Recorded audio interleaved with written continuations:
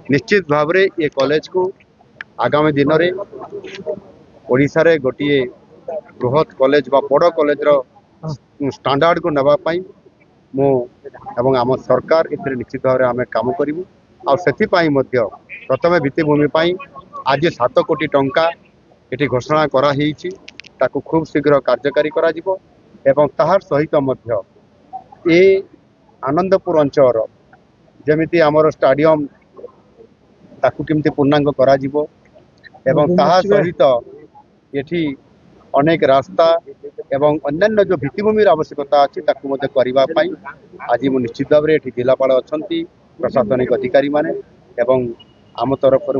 निश्चित भाव में आगामी दिन में ये अंचल को रुद्धिमंत डेभलप कर निरंतर भाव में नुआ सरकार आसला